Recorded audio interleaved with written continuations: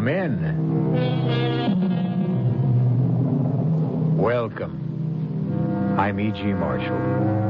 Welcome to the exciting world of your own imagination. The law says, thou shalt not kill. And that's the law most of us openly acknowledge.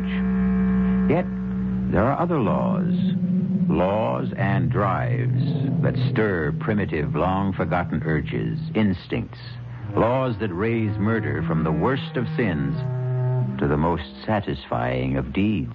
Hey, please, let me go. Oh, no. I've got you now, Jim. You have no reason to kill me. We're friends. It's nothing personal, Jim. Why? Why do you want to kill me? A hawk kills a rabbit. Why? Because he has to. It's the law of nature. Frank, you're crazy. Put away that knife. I'm a natural man, Jim. I'm only obeying the law of nature.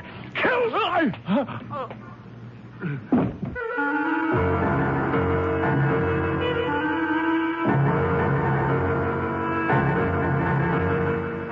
Our mystery drama, The Diary of a Madman, is based on the story by Guy de Maupassant and was adapted especially for the Mystery Theater by Sam Dan and stars Larry Haynes.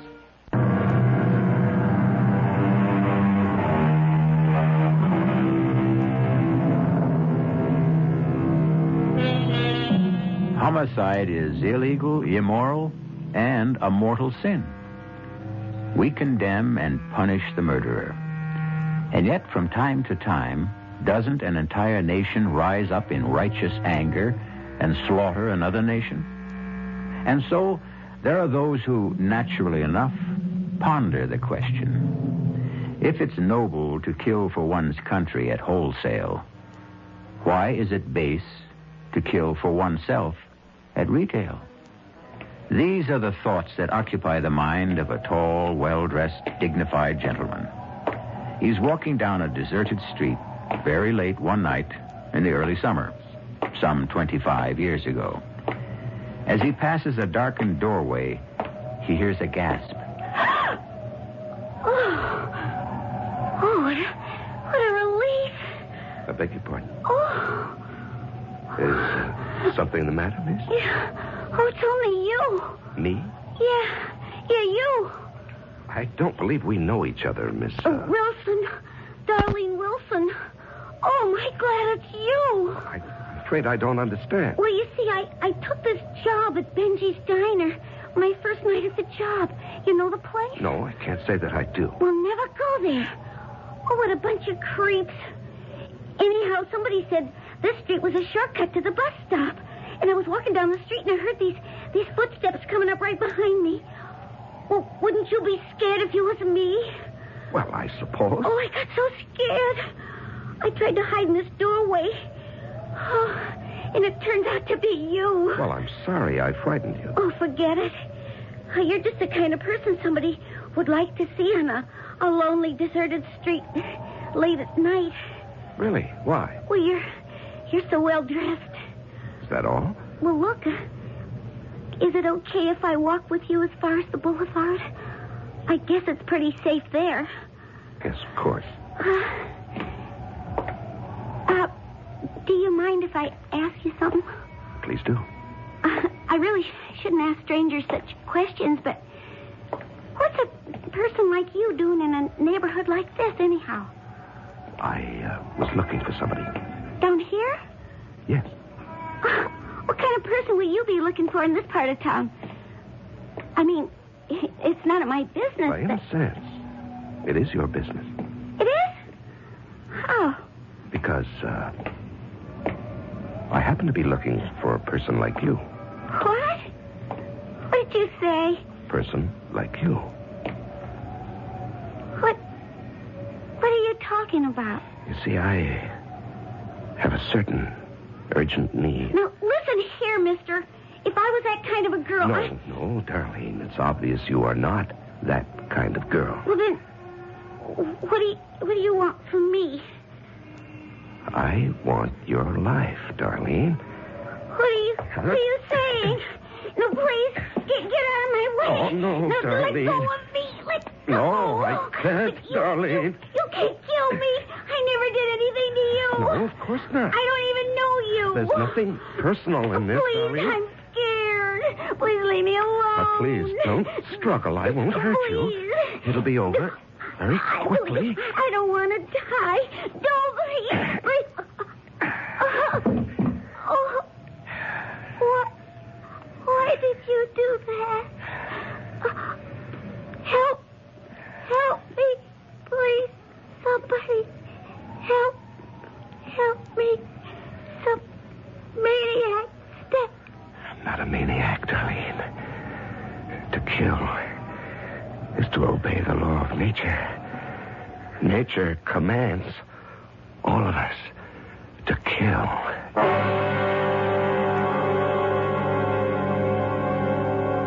June 29th. I've done it again. And again. It was so easy and exciting.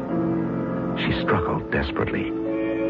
I could feel the wild beating of a heart, the hysterical pounding of pulses. And then the climax of the drama. A single thrust of the blade. And once again, no one will ever know. Who could possibly suspect me? Me. The knife. I carefully cleaned and hid it in my desk. There was blood on my lapel. I scrubbed every trace of it away.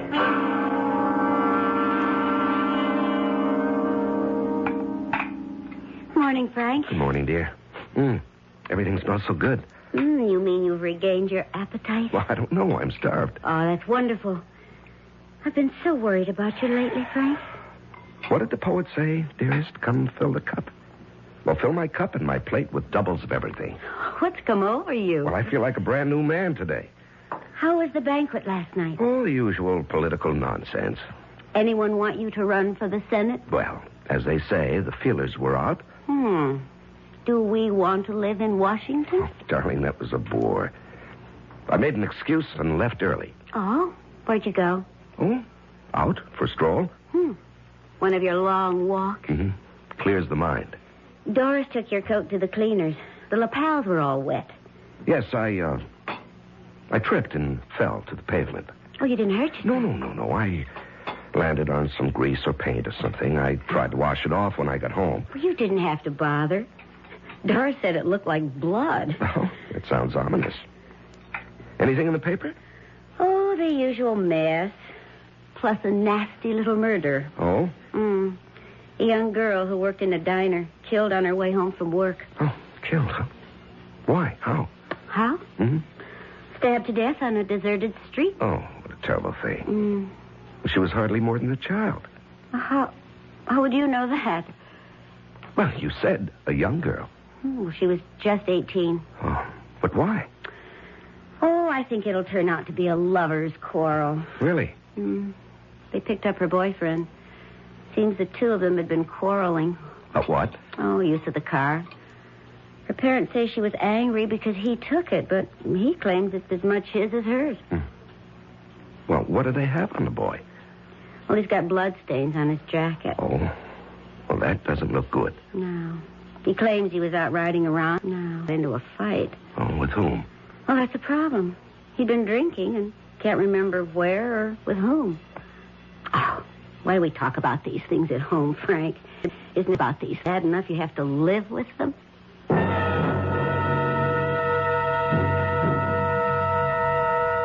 June 30th. Although I'm completely above suspicion, I can't afford to be careless.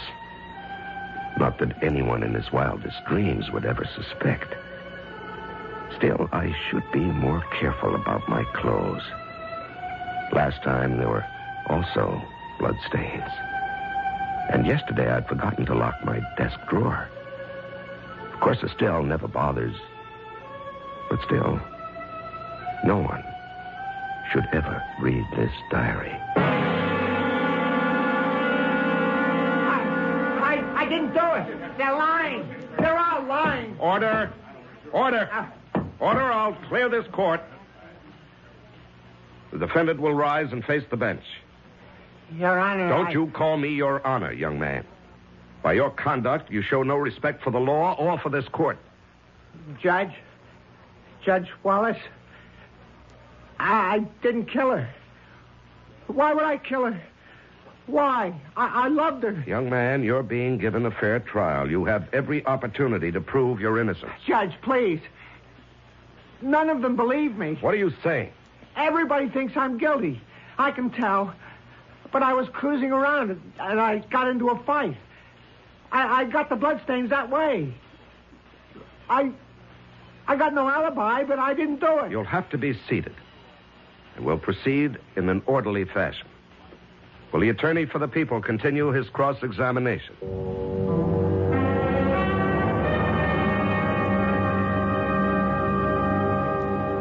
Aren't you going to finish your steak, Estelle?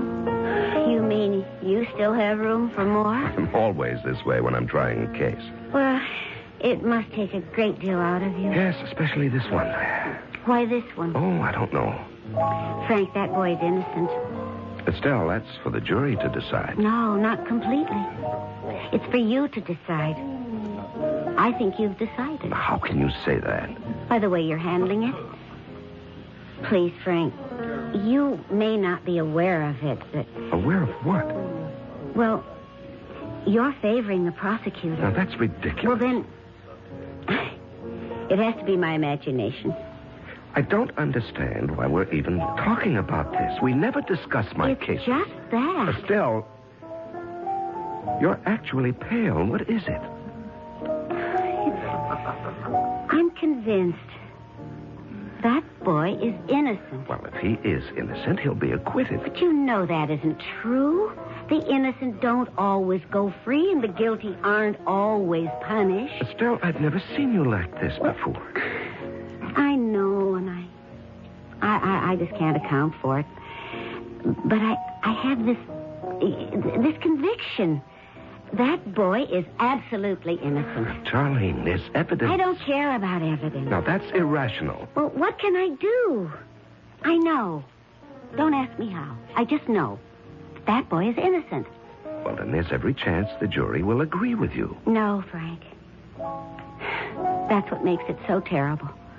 I don't think the jury will agree with me.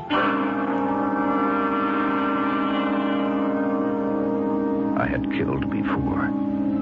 But this was the first time somebody was going to pay for it, so it was doubly exciting. I had not only killed her, but in a very real sense, I would also be killing him. He was doomed. I could tell. They didn't like the boy. I could read the verdict in their faces. And so I went out of my way to give them the kind of charge that would be as favorable to the defendant as I could make it, because I knew that nothing could save him. They stayed out a whole day, all night, and the better part of the next morning. There was never any doubt in my mind.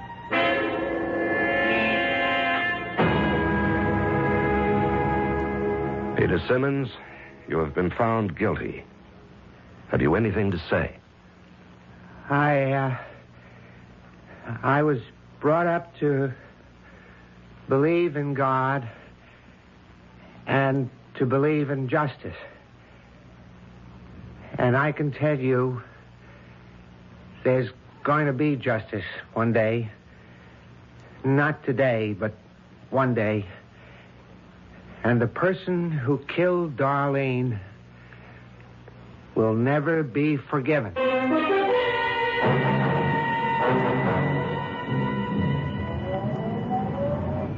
Thanks for picking me up, dear.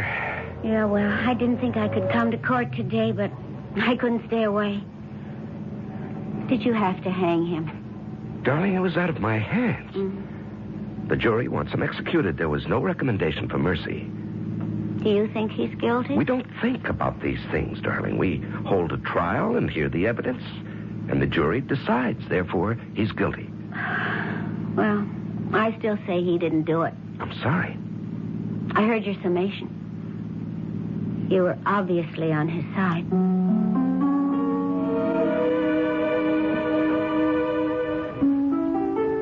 November 27th.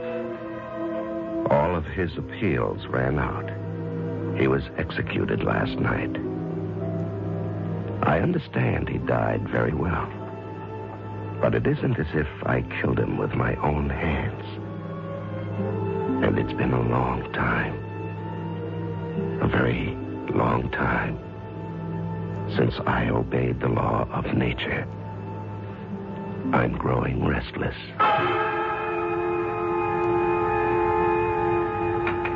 Oh, honey, I took so much trouble with that chicken. You haven't even touched her. I'm sorry, dear. Oh, you're out of sorts tonight. Actually, honey, you haven't been yourself all week. You've been working too hard. I have a headache. Oh, well, why don't you lie down? No. I think I'll take a walk. Well, it looks drizzly out. Well, that's just the kind of weather I like. Well, when you decide on one of your walks, there's nothing I can say to stop you. Put on your rubbers and wear a raincoat. Yes, of course, dear. I don't want to have to worry about you.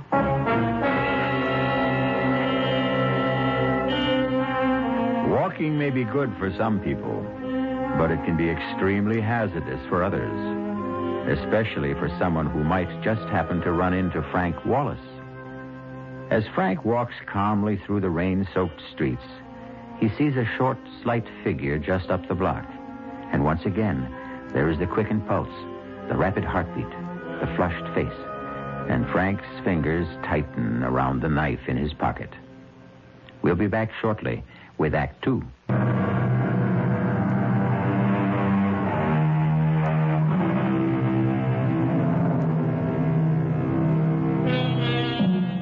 Franklin K. Wallace is a distinguished judge. He's a credit to the community and an ornament to his profession. So what is he doing out late at night on a dark street in a drizzle and fog with a knife in his pocket, moving swiftly toward a man who is walking just ahead of him? What? Hey, well, I'll be. It's Judge Wallace. Evening, Judge. Oh, it's, Jim Downer, don't you recognize me? Yes, of course. How are you, Donna? Well, I tell you, I'm having a problem. Oh? She says to me, Jim, you're chasing around. And it's true. I am. And she says, Jim, you've squandered not just your money, but mine. And it's true, I have. And she says, Jim, if you don't quit, I'll leave you or I'll kill you. Either one, maybe both. I don't know. Hey, what are you doing out on a night like this, Judge? Just walking. Oh, you don't kid old Jim. Nobody picks a night like this to go just walking. Something's up, huh, Judge? Well, nothing you'd want to write about in the newspaper, darn it. You know, Judge, I need a story in the worst way. I'm up against a deadline. I don't even have tomorrow's column. How about an idea? Well, how about, murder? Murder? Murder. Oh, no. No, I don't think so. Why not? Oh, because it's kind of offbeat, you know? Average person isn't concerned with murder. He doesn't think about killing. Oh, that's where you're wrong, down it. Killing is the law of nature. Every living being has the mission to kill. Well, Judge, I wouldn't exactly say that. Oh, yes, everyone wants to kill. Animals kill ceaselessly every day in order to live. Birds constantly must kill. Well, yeah, but we're not exactly talking about animals. Or we cause to be killed for our benefit. Well, it's kind of a gruesome topic. No, killing is almost the same as creating. To make and to destroy. These concepts are the history of the universe. Well, Judge, it's been great running into you, but I have some people down the line. To kill is the law. All right, if you say so, Because Judge. nature loves eternal youth. The more she destroys, the more she renews herself. Well, I wouldn't doubt that for a minute. Okay, I'll see you. Now, just a second. Huh? What is it? I want to show you something. Here, look. Judge, what are you doing with a knife? Judge, let go of me. Are you crazy? No, I'm not crazy. We kill animals, but that's not enough to satisfy. Now, wait a minute. Long ago, the basic need was met by human sacrifice. But now, each man must... Help! Quiet. I always treated you fairly, Judge. I always wrote good things about There's you. nothing personal in this. Judge. Please understand that. It has to be done. Don't struggle, Jim. It'll be over very quickly.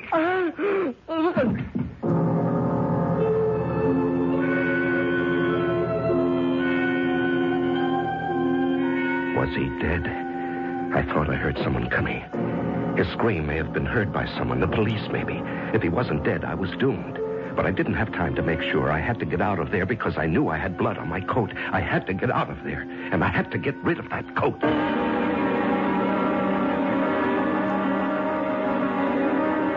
Frank, where's your coat? Estelle, I don't think you're going to believe me, but I gave it away. You what? Yes, you know the legend of the rich man who gives his coat to a beggar. Well, I ran into some poor derelict, and I just gave him... Frank. What a generous thing to do. Well, not really. The coat was getting old, and I was getting tired of it. And I never really liked it. Oh? Let me tell you the latest news. Mm-hmm. Jim Downard, the political columnist on the Herald. Yes? What about him? Well, he was found stabbed on the street. Oh, no. Uh-huh. Is he dead? He's in a coma. Oh. He was unconscious when the police picked him up. Evidently, he'd been attacked. He'd been screaming for help. Well, will he recover? Well, the police are convinced he'll be able to identify his attacker, but, well, he has to regain consciousness. Yes. Estelle. Mm-hmm. I'd like to go to the hospital. I'd like to see him.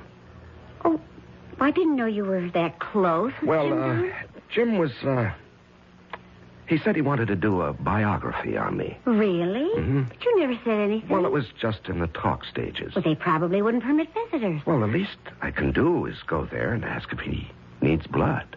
Oh, Frank. That's wonderful. The doctor said, sure, he needs blood. And they took a pint of mine, which I thought was only fitting and proper. And then I asked if I could see Jim. And the doctor said Jim was still in a coma, but I could pop inside for a second. There was a cop stationed outside the door. He saluted me, and I walked into the room. He was lying very still. There were all kinds of tubes attached to various parts of his body. As I leaned over to look at him, he slowly opened his eyes. And I knew he was going to live and destroy me, unless I could do something. I could hear the doctor out in the hall. He was exchanging greetings with a policeman. Quickly, I pulled gently at one of the tubes in his arm. I didn't know what that might do, but it was all I had time for. You want some warm milk, honey? No, I'll just go to bed. Any news about Jim Downard? Sorry to have to tell you this, Frank, but came over the radio a few minutes ago. Jim Downard is dead. Oh. They said he never really had a chance. January 20th. I had discovered something else. In addition to the thrill of killing, there is also the exhilaration that is felt by the victim. Nature is kind. She also gives the one who is doomed a feeling of the drama. I know because for several hours last night, I could have been a victim. Had Jim Downard lived, well, it taught me a lesson. I should raise the stakes. I shouldn't be so invulnerable. After all, if I am absolutely 100% safe, where is the thrill? Morning, darling. Oh, I see you've prepared a big breakfast. You know, it seems to me that every time there's been a murder, you eat a big breakfast the following morning. Oh? How do you account for that? Well, how do you account for this? Police have suspect in Downard murder. Have they? It's remarkable. It only happened late last night, and they have their man a few hours later. Darling, he's not exactly their man. He's just a suspect. Well, they don't say, but they hint pretty strongly that the evidence against him is rather heavy. Well, now, that's for a jury to decide. I don't know, Frank. I don't think he did it. Oh, no. Here we go again. Well, it's just a feeling. Darling, he'll have his day in court. Well, that doesn't necessarily prove anything. Estelle, are you attacking our system of justice? Did that poor kid, what's his name, Peter Simmons, did he get justice? Well, he got a fair trial. Huh. Well, I still believe he's innocent, for all the good that does him now. And I believe this man is innocent, too. Estelle, you don't know what the evidence Well, is. it's just a feeling, and it just won't go away. Oh, you're being silly. Maybe. I just wish that you weren't involved. Well, I have to be involved. It's my job. February 23rd. The man's name is Tom Lewis, 30 years old. He has a previous record.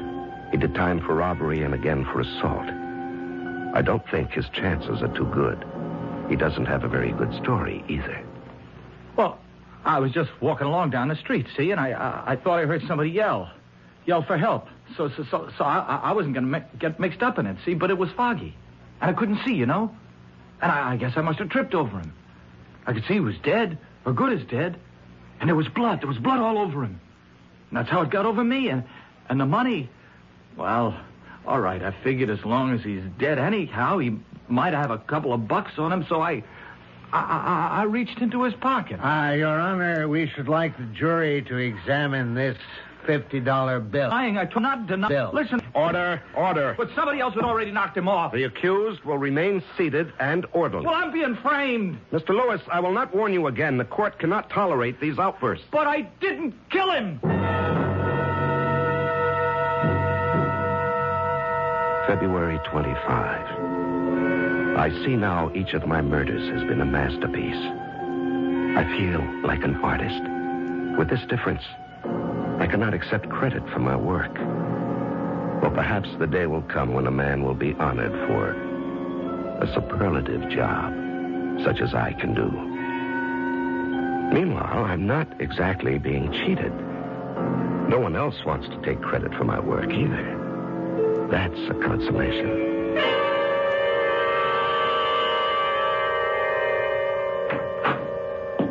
Estelle? Yes, Frank? Well, now, what are you doing sitting here in the dark? Is it dark? I hadn't noticed. Well, did you fall asleep? No. Well, let me turn on the light. There. That's better. Well, what a day. Did you hear about it on the news? No. The boy. He isn't doing his case much good with all those outbursts. Would you like to go somewhere for dinner? I don't feel like eating out. Oh, well, that's all right. I just assumed. The truth is, I don't feel like eating at all. What's wrong? That's a good question. How can I answer it? Estelle. I don't have the faintest idea of what to say or what to think. About what? About everything. Darling, I wish I knew what you were talking about. But there's really nothing I have to tell you. You're the one who has to tell me. I always tell you everything. I was paying the bills today. Oh, well, that's enough to get anybody down. And, I ran out of blank checks. Oh? I remembered... Yes? That you always have an extra book of checks in your desk drawer. Oh. But you always keep it locked. Yes, that's right, I do. I thought, maybe this time, you might have left it open. Estelle, I never go through your things. We always respected each other's privacy. But the drawer just happened to be open. And I found this little book. And, did you read it? Yes. Yes, Frank, I read it. Every single word of it. Did you tell anyone about it? No, Frank. I've told no one. Well, that's good. That's very good to know. Frank.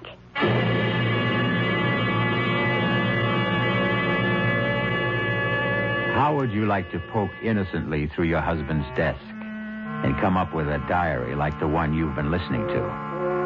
Well, you could say she's twice foolish. First, to find the diary, and second, to let him know it. We'll let you know what happens when I return shortly with that. Might have left...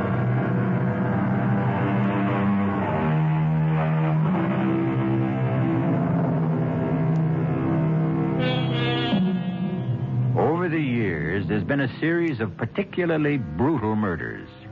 You are the wife of a distinguished jurist who has presided over most of the trials. and sent the supposedly guilty to death. Now, you find a diary in which your husband claims that he is the killer. Frank, what are you going to do? What do you mean, what am I going to do? Well, you killed those people.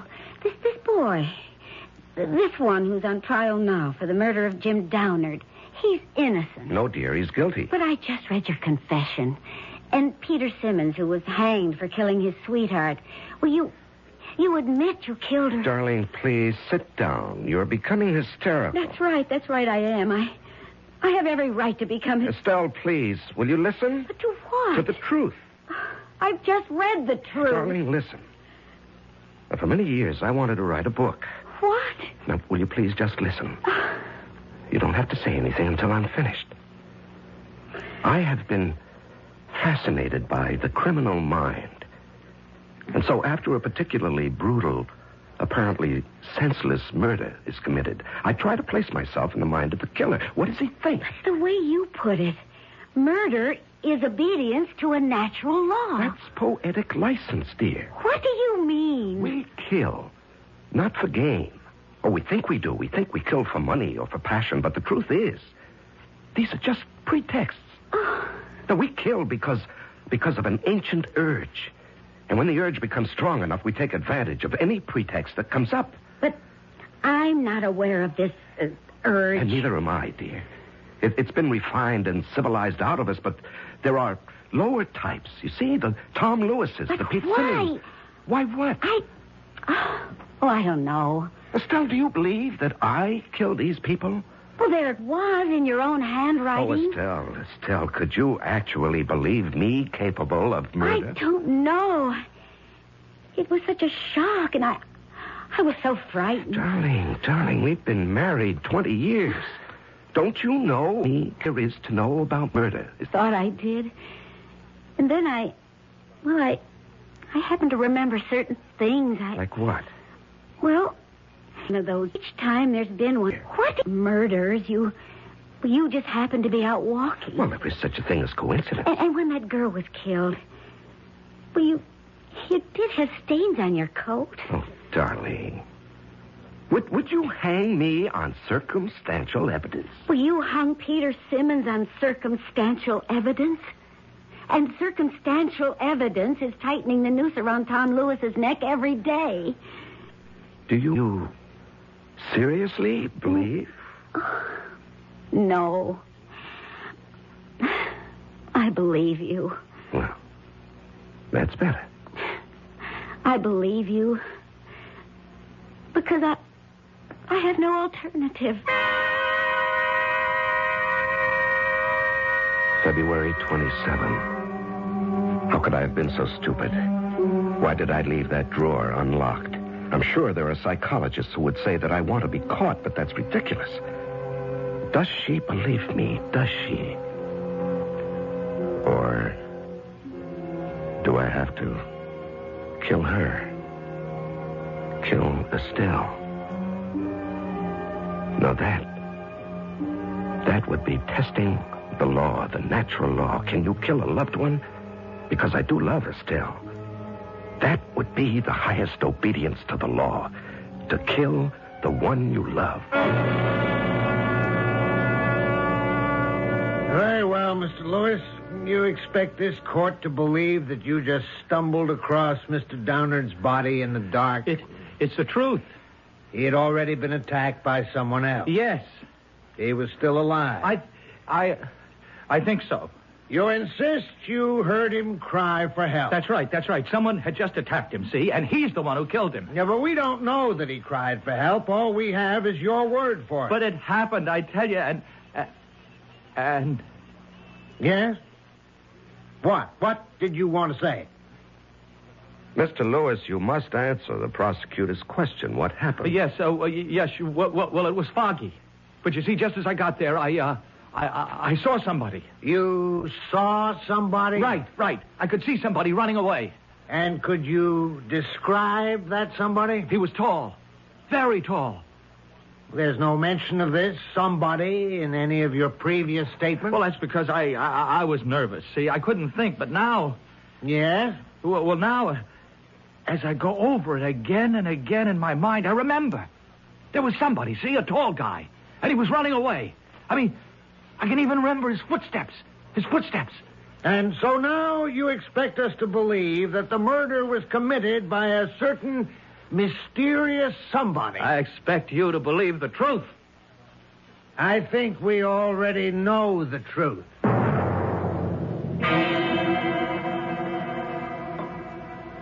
You heard about today's testimony, Estelle? Yes. He claims that a tall, mysterious stranger was running away from the scene. Yes, I know about it. I was out walking that night. And I'm tall. Exceptionally tall.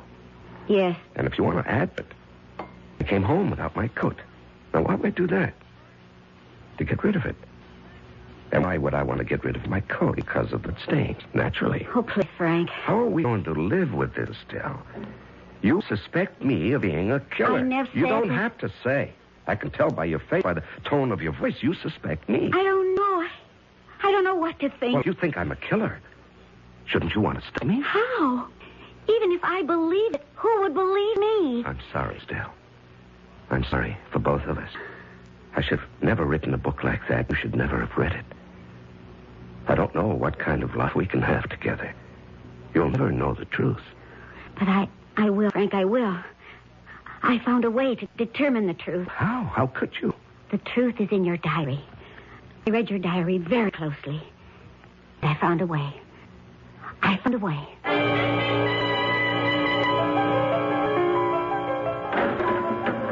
Who are you?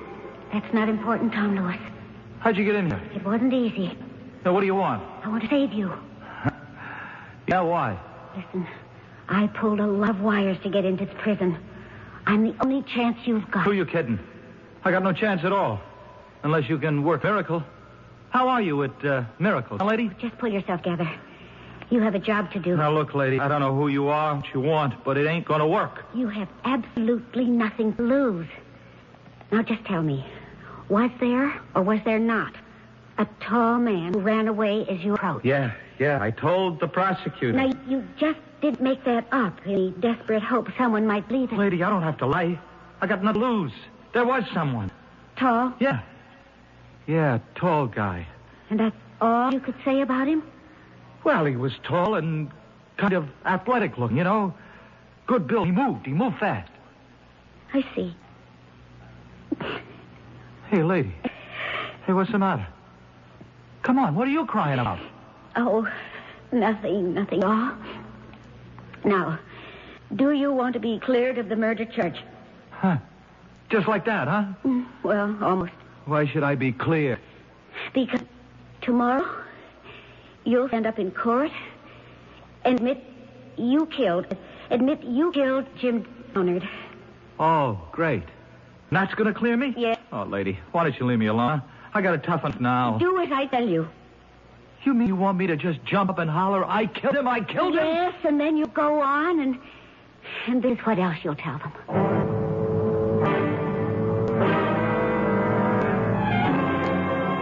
So, ladies and gentlemen of the jury, you've heard all the testimony, seen all the evidence, and now it's up to you to decide whether the accused, Tom Lewis, is guilty as charged of the crime of murder. They don't have to decide. There will be order in this court. Order. I mean, what's to decide? I'm guilty. Hey, here we say.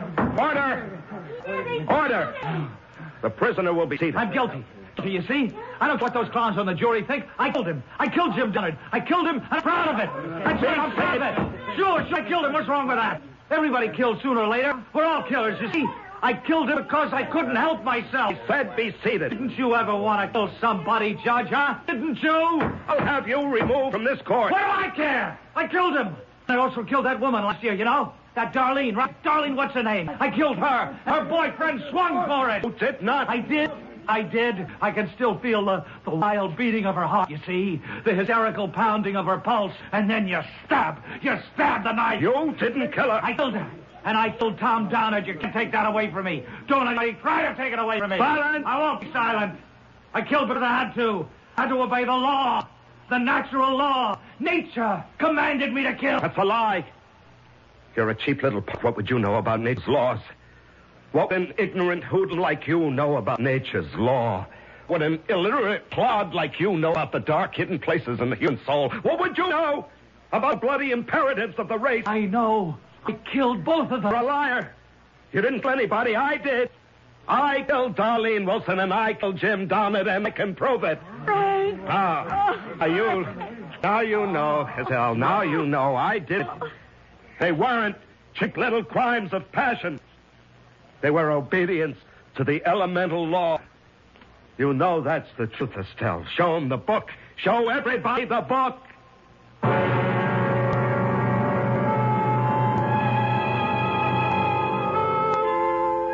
Well, they were all set to throw the book at ex-Judge Frank Wallace, but, of course, the plea was insanity. And if it proves anything at all, it demonstrates that no one should try to steal credit from a true artist. No one else should ever try to pose as the author of his works, even if those works are concerned with murder. I'll be back shortly.